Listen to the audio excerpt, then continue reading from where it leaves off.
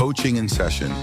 Your exclusive destination for unparalleled personal and professional growth. With your host, Michael Rearden.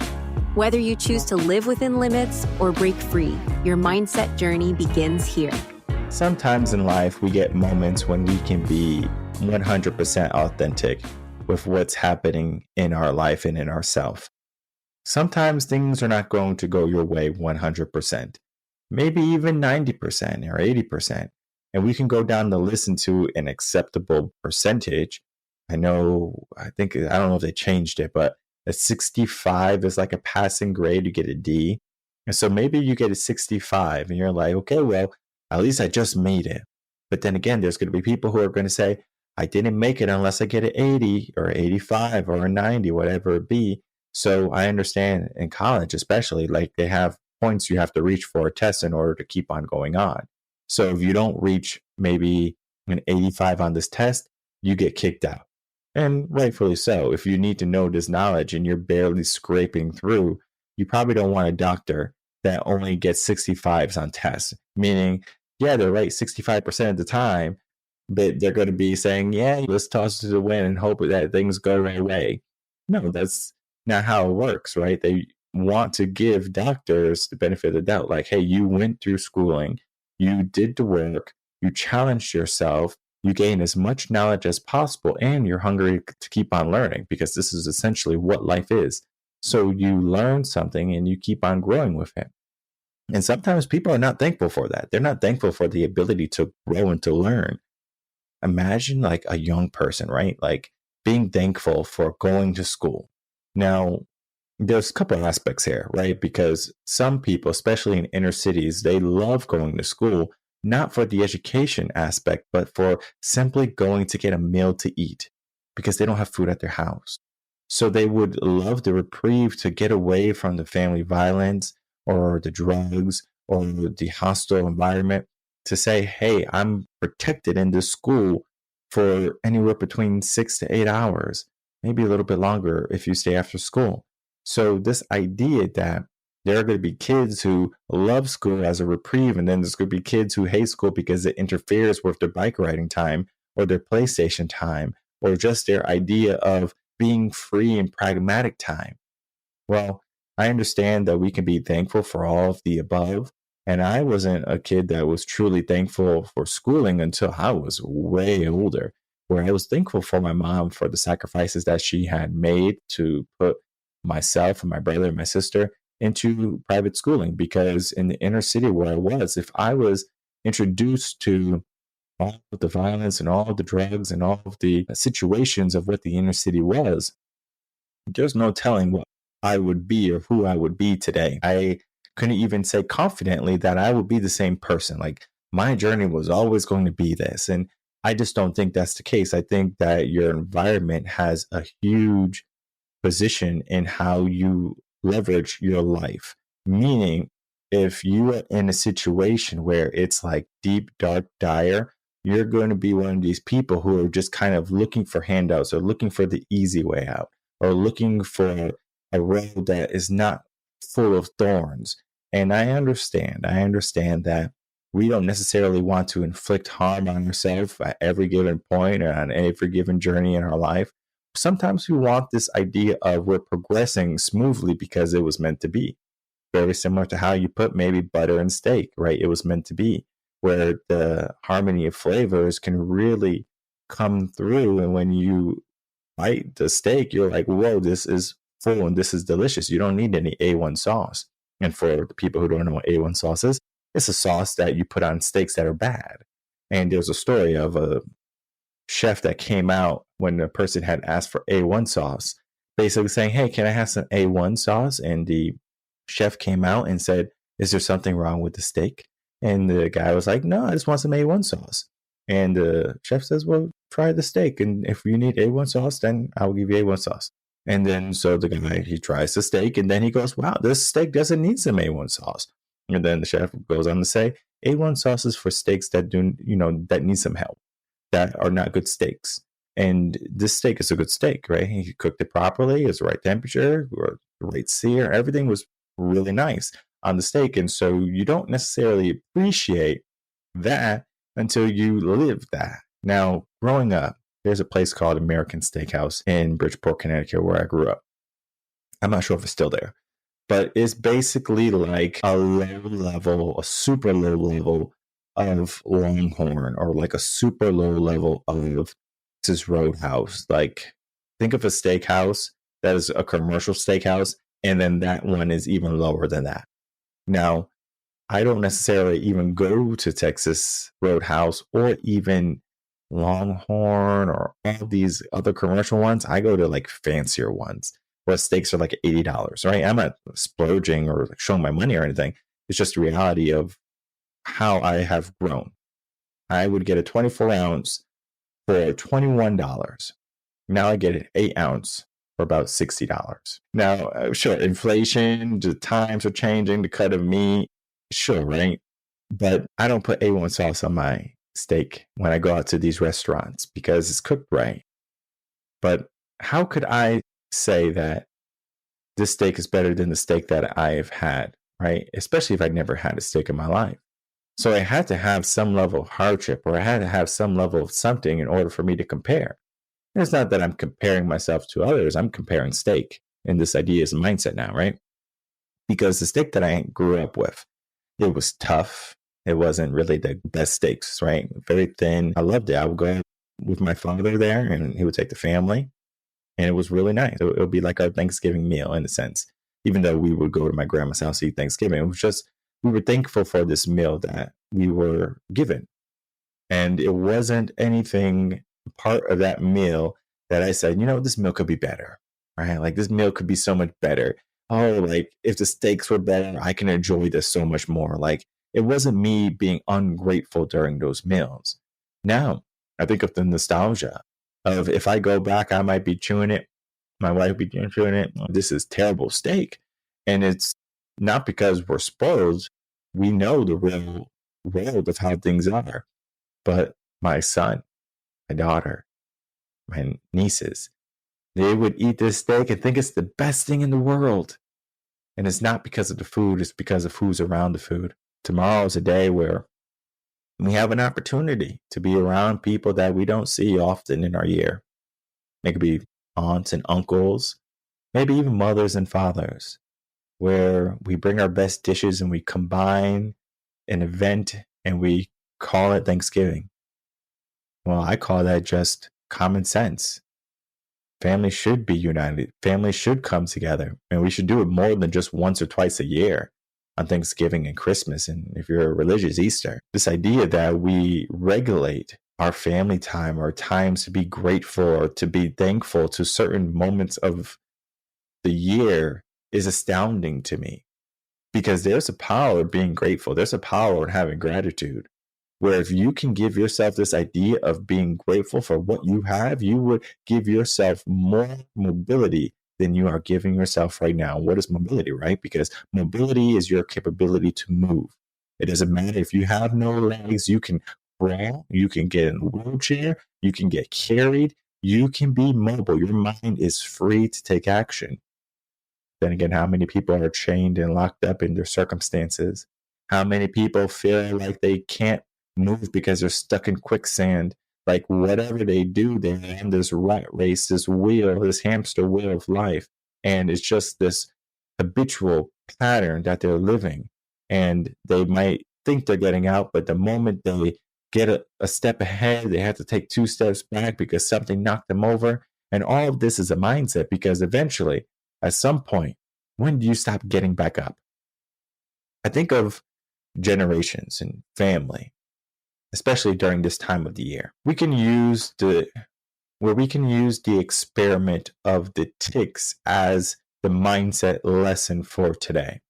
Where if you take some ticks, right, or you take some, like, whatever the things that jump, right, fleas or whatever, if you put them in a jar and you leave the jar without the lid closed and the ticks are in there, guess what? They'll jump out. But if you put the lid on to the jar of the ticks or the fleas or whatever, they'll only jump and they'll hit the lid, right? So they can't get out. Well, eventually something happens in their mind or their anatomy or their genes or their DNA. Something happens, right? Instead of jumping, to jump out of the jar, they jump just before the top, so they don't hit that jar top anymore. Now, something amazing happens because now their kids are going to be having this new mindset of, all right, I can jump, I can be free, I can escape, or no, I can't escape because I have been predisposed to what my parents thought was possible. Because they couldn't jump out of the lid, even though maybe once they did, they kept hitting the lid, so they adjusted themselves to make sure they didn't hit the lid anymore. And so now, you know what can happen? I can take the lid off from that jar. And now they jump a little bit less, and they jump a little bit less, and they jump a little bit less every single generation because they're learning that, well, through DNA, jumping that high only leads to me hitting an obstacle and me not being able to get out. So what's the point in trying? And this is where the mindset is, where we have generations on generations of people who have come and who have gone. And these people will either say something or do something to show us otherwise, of our limits, of our doubts, of things that we should not be grateful for. Because if we have legs to jump, why are we not jumping 100%? Why are we just jumping to what we thought was 100% or what we were taught to be 100%? Being thankful opens up many doors. Being grateful opens up many different doors. And it's not just for the lessons that we have been given. It's for the possibilities to break through what we have learned. The status quo of what it was 10 years ago is very different today. Like I said, I would go to the steakhouse maybe for some nostalgia, but I wouldn't enjoy the food. So why would I put myself through that? I would take my kids maybe to a better steakhouse.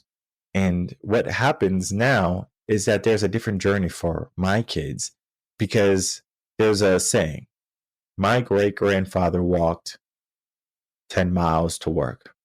My father, he walked 2 miles to work. I'm not walking to work because I'm driving in a Toyota Camry. And my son will not drive going to work because he's going to be in a BMW.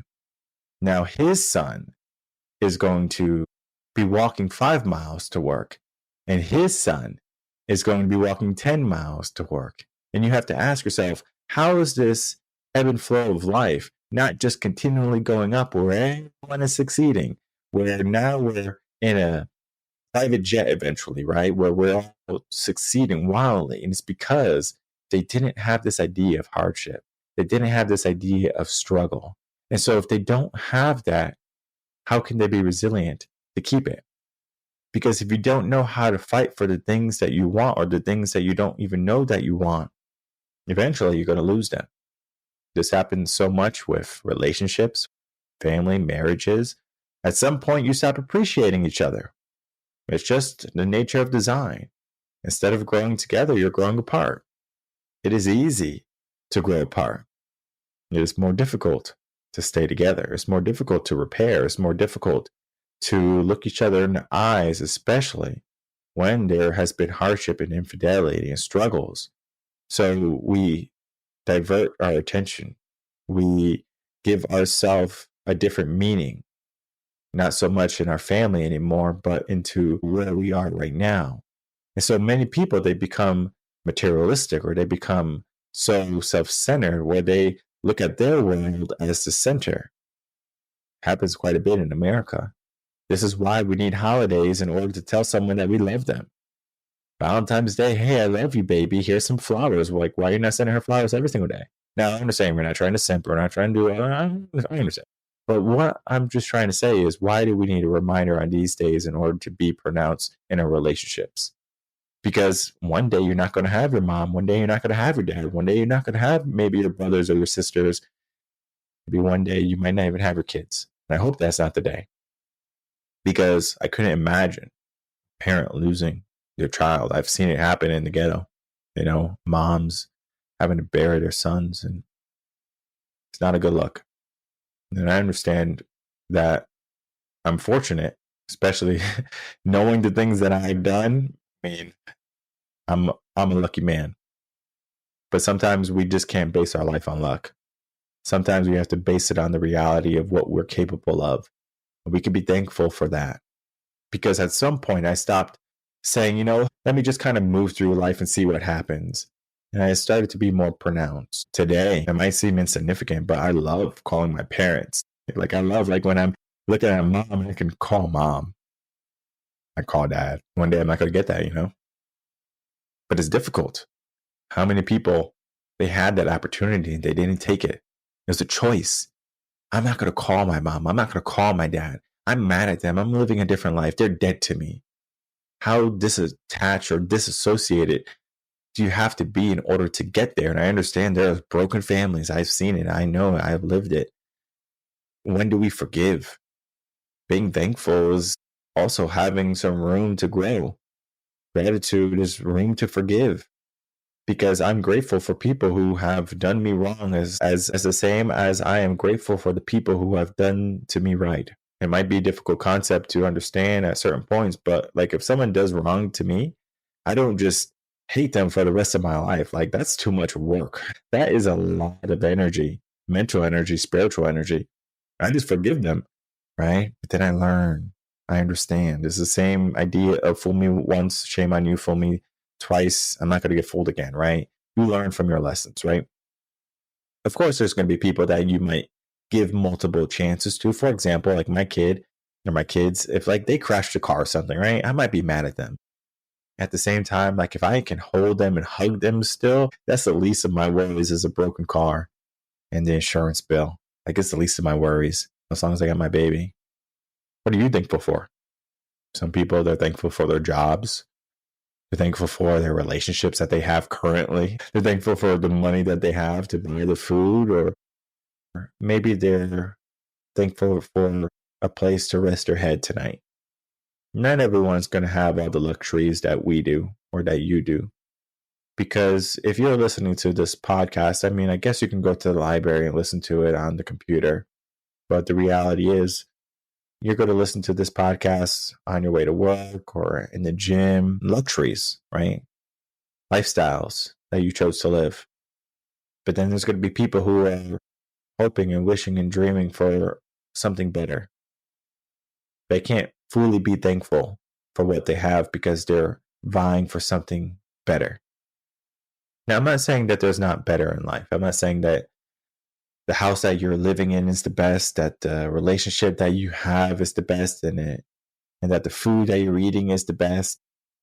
All your situations that you're living right now are the best. I'm not saying that everything is going great for you, right? It's perfect for you. I don't think anything could be perfect, right?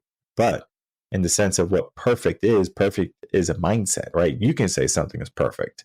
For example, my wife could be perfect for me. But then again, if we put her under a magnifying glass, we can talk about all the things that are wrong with her, right? Same thing with my family. I think my family is perfect for me. But then again, we can look at all of the things that they have done wrong, the things that they're still doing wrong. And we can say, well, this is not a good family.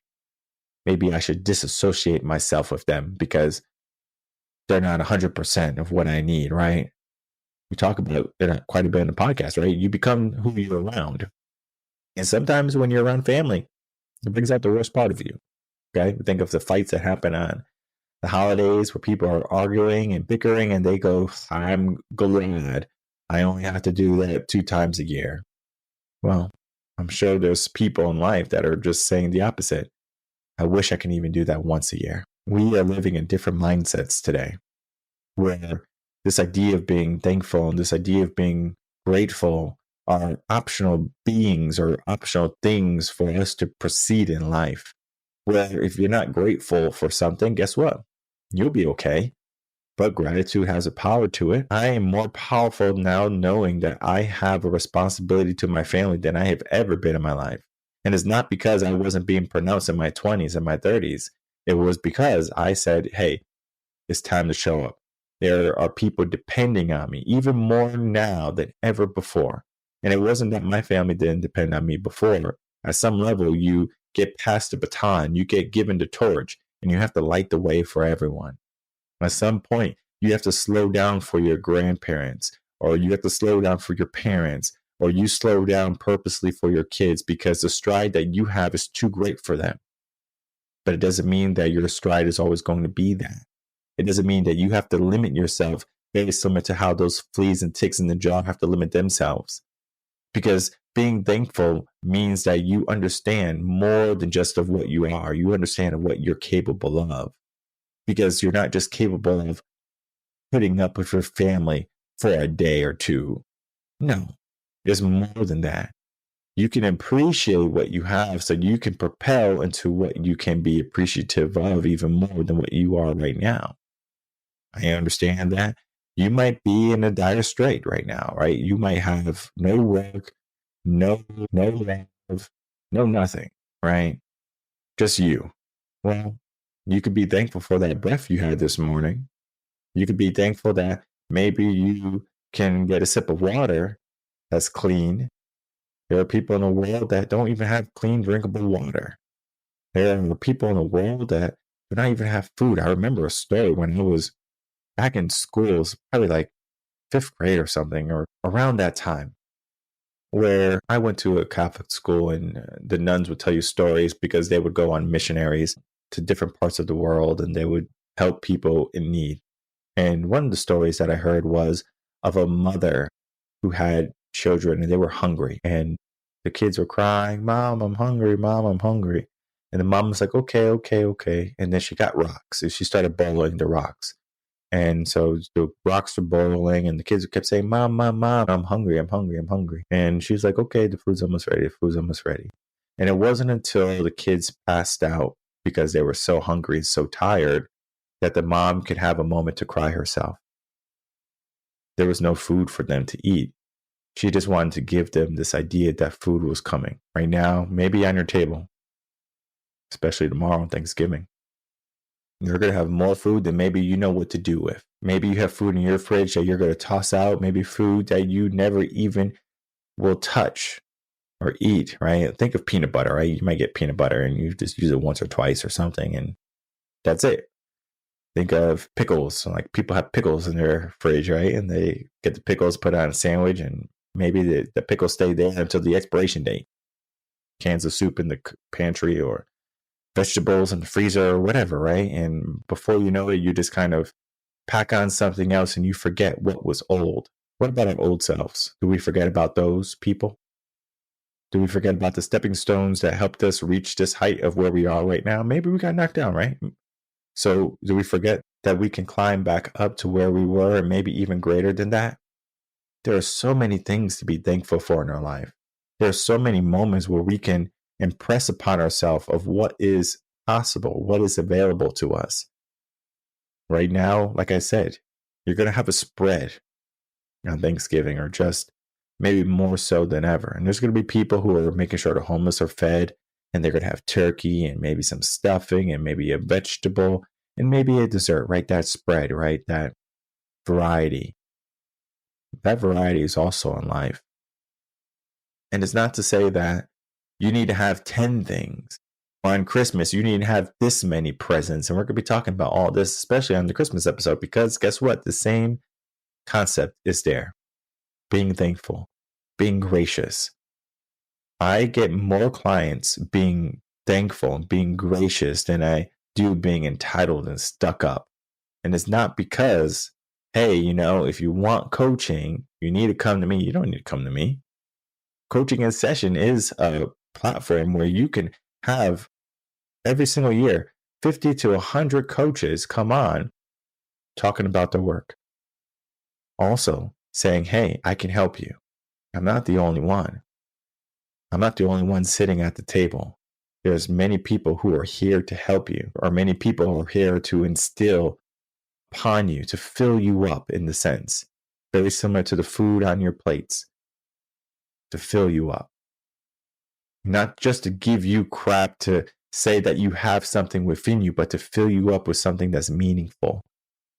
Can we be thankful for that? Can we be thankful for that opportunity? For this moment? For us to say, you know what? I could try a little bit harder. I could be a little bit more pronounced in my day. I could be a little bit more attentive to the things that I have not been giving attention to. All of these things are possibilities. But just because they're possibilities, it doesn't mean that they'll become a reality unless you want them to become a reality. This idea of days of the year where we're reminded to take more action or to be more critical of what we have. Sure, they're great, but we need to be doing it more than just 1 or 2 times a year. Imagine if I said, all right, we're going to work out 1 or 2 times a year really, really hard. And then all the other 363 days, we're just going to eat bad. All right. You're not going to say, woohoo, Michael, only 2 days I got to work out. I love you. All right. No, you're not. Right. You're just going to be a slob. And then on those 2 days, you're going to say, why are you going to work out this day? It's so hard. It's so tough. I don't want to do it. Well, something is happening in our life. Something is happening with our mindset. Not only can we not be grateful for those 2 days or for the 362 days or 363 days of us not doing anything and just kind of taking it easy. We just look at the hardships. We look at the problems, right? That's not the mindset that's going to help us flourish. Now, of course, we need to know the problems so we can address them, that we can pivot if we need to pivot around them. But we're not just residing within them. We're not just saying, well, these are our problems. These are our circumstances. These are going to be our realities long term. Okay. Well, it doesn't have to be that way, because maybe you are a person that's eating at the American Steakhouse right now. You're eating these 24-ounce steaks for $21.99, and you're getting a small buffet, and you might think that's the best in the world. And right there can be your inception. That right there can be your beginning. And then one day you can be eating at Eddie V's downtown restaurant in Austin, Texas, with luxurious steaks and a beautiful atmosphere, and where you can be, wow, look at where I am. I had to park in the ghetto and fear that someone's going to break in my car while I try to get some food to eat, versus now I'm giving my car keys to a valet to park my car. Things have changed quite a bit, but it doesn't mean that we have to forget. It doesn't mean that we can't have moments of being thankful for the small things that maybe were once big things. As we progress, we get closer to the capabilities of us. And sometimes you might just say, yeah, it was destined to be. It was envisioned to be. All of these are great things to know and to have. But the more you can be grateful, the more you can be thankful, the more you can be generous, the more power you will gain. Because the acts of service, there is no greater way to live life.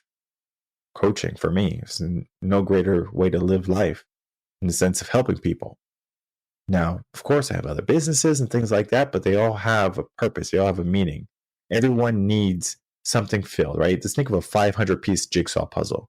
And you have pieces of the puzzle. And I'm not saying that you need to have 500 people. You need to have 500 pieces of the puzzle in order to have the puzzle completed, right? So you might say, well, I want to have a home. Okay. Well, you don't need to have a home, but you want to have one, right? And it's okay to want to have things, right? So you want to have a home.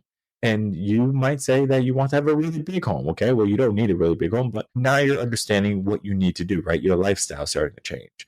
And you have to ask yourself, do I really need this big home, right? What's going to happen in a couple of years, especially like when you're elderly? Do you still need this big home? Because what happens is the elderly, they get these big homes and they're like, well, this home's too big. I want to downgrade, right? So they get a smaller home. Maybe at one point you need that big home for your family. But then at some point, maybe you don't need that, right? You just need a small cruise room or something, right? Like you have your like room on a cruise ship. It's just a small 250 square foot room. And you might ask, how did I go from 5,700 square feet to 250 square feet, and I'm more happy today than I was then? This is all this idea that we're grateful for what we had, what we have, and what we will have. Life is never going to be linear, where it's just going to be everything is going exactly how I want. It's like, all right, I thought it was going to go this way, but boom, you got hit with a left, and then you got hit with a right. You're getting jolted left and right. And before you know, you have a hard time being thankful for anything because you're getting knocked around like you have no common sense. But today we can give ourselves some common sense. We can give ourselves this idea of all the things I've been talking about this episode, this idea of family, this idea of propelling yourself, this idea of being grateful for what you are doing and what you can be doing. These things are common sense in the sense of, if you don't like where you are, you can change it. Be thankful for that. There are people in the world who, as much as they would want to change your circumstance, they can't. If you're listening to this podcast, the reality is you can't change it because you have heard it. It has become in your mind. The seed has been planted. The work has already been done. Now the only thing you have to do is fulfill it. Now this idea of fulfilling it yourself can be daunting, and I understand that. And for that, I encourage you, if you need help, reach out to us, reconnect.com, get yourself a consultation, learn the magic and the power of being grateful and being thankful, to give yourself a mindset to look past more than just a day of work or a day of focus, and to look at how you can make it a lifelong thing, a lifelong lesson, a lifelong discipline. These things are what is truly going to help you propel in life. We can yell and we can scream on our Thanksgiving Day and of course Christmas when it comes. We can be mad at our football team for not winning. We can be upset that something didn't go our way or that someone burned the rice on Thanksgiving. But at the end of the day, you have those stories. Because maybe that day, you're not going to be like, oh, this is so funny. This is so nice. I'm so glad we burned the rice. But down the road, you're going to say, you remember that time when we burned the rice on Thanksgiving Day? Yeah, I remember. Good times. That can be life. It could be full of good memories. But we have to give ourselves the mindset to be thankful, to be grateful, and to be ambitious for everything that life can be. It begins with the inception of looking around at what we have and maybe looking back at what we had and seeing how we progressed. And maybe we took an L and we took some steps back, but we know in the mind where we were is plausible for us to reach again. It might be a fight, it might be a challenge, but we can get there. And we can look around and we can see people who are doing better, that are happier, that are more established. And we know that that can be our reality as well. So we can see it. We can go for it, right? We can be hungry for it, right? We can believe it. So let this be a reminder that what is possible in your life is going to be full of factors from your past, your present, and maybe even your future. And all of these are going to help you create a harmony that is going to bring you to the next level. And like I said, if you need help, you know where we are, revenconcepts.com. We're here to help lead you. And I'm here to say thank you. Thank you for trusting in me. And thank you for doing your part into being a factor in the world. Because in a world where there are so many limits and so many naysayers, we need people to be those beacons of hope for people. Those focuses that people can look on and say, hey, even though the world is skewed, when I look at you, I see all of the things that are possible. And the possibilities have no end. Choose what you want in life and do not stop until you get it.